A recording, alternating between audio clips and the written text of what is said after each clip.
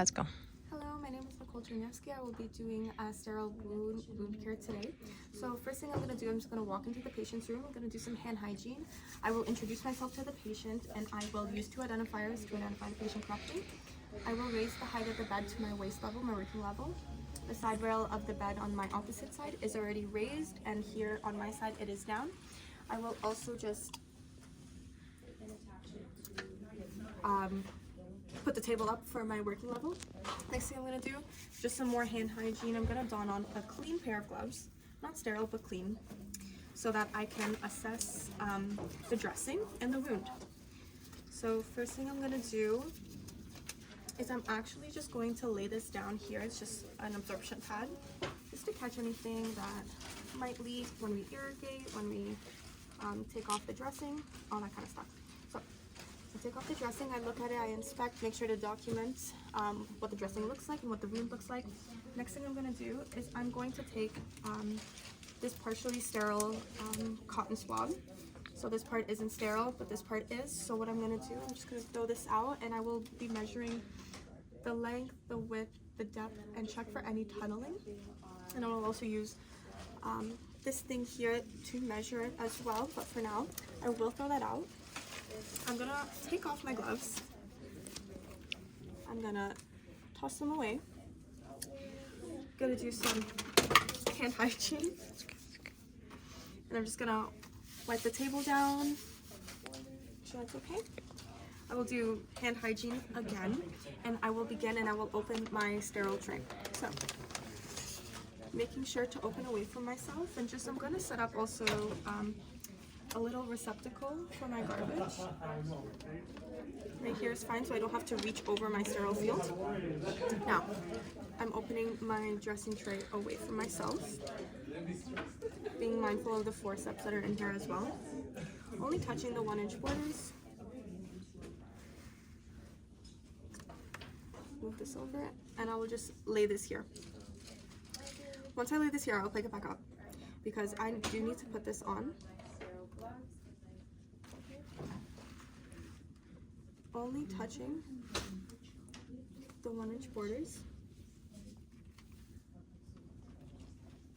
I'll be placing this under the patient to add to the sterility. I'm just going to put the K basin to catch any natural saline that might come off or might run down the wound when I irrigate. So next thing I'm going to do is I'm just going to start adding things into my tray. Or into, yeah, my tray. Okay, so I will open up my syringe. I will place that in there, and I will toss this out. I have my dull needle, and I'll place that there as well. Have my 2x2s here, as well.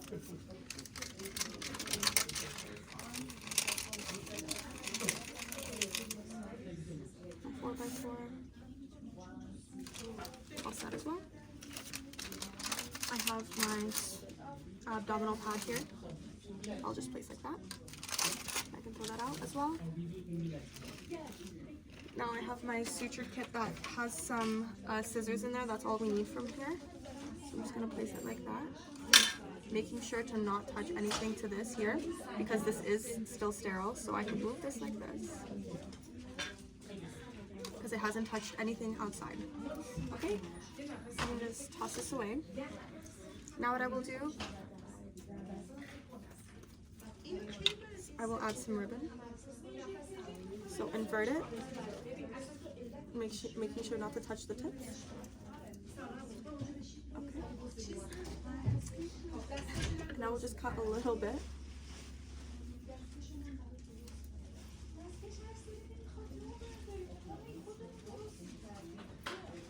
I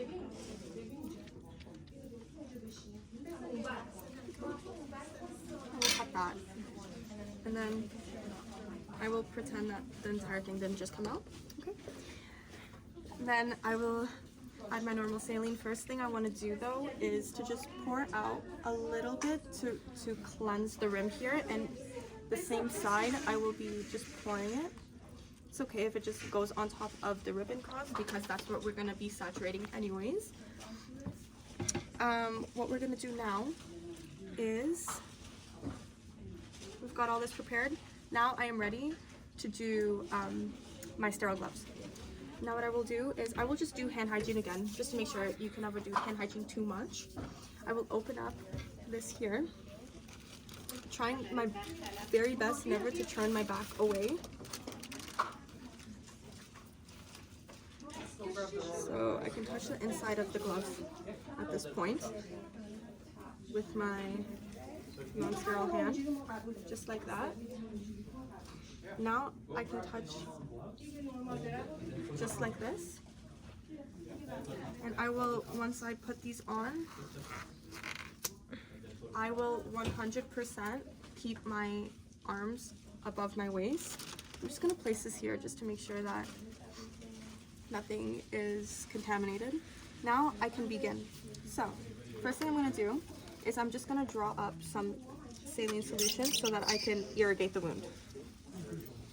I will attach my blunt needle, remove the cap, and begin to irrigate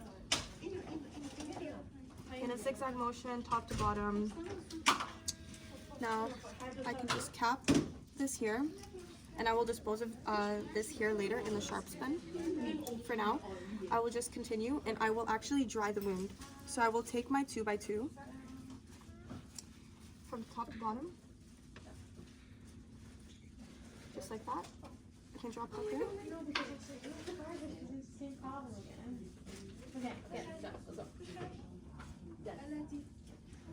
Now that it's dry, I'm just gonna take this out. Now what I will do is I will saturate my ribbon gauze.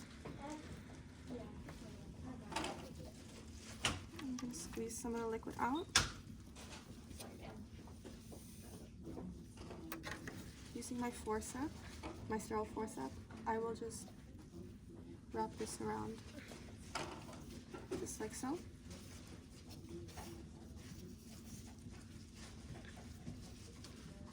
Now, I will take this over to my wound, and I will begin to pack.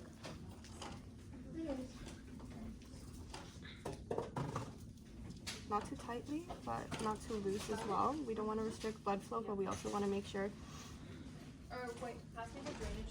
that it is covering the wound, just like that. Now what I will do is I can add my 4x4s, just like so, just on the top here. And my hands are sterile, so it's all right that I'm doing this. I will place this on top. Now that this is on top, I do not need sterile technique anymore. I'm just gonna grab some tape and secure this in spot here.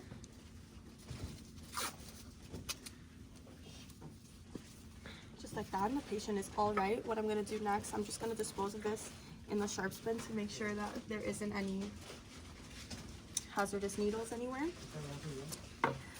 Then I will remove my gloves. I will do some hand hygiene. I will clean this up, hand hygiene again, make sure the patient is all right. I will lower the bed and put the call bell within reach and ask if there's anything else they might need. If not,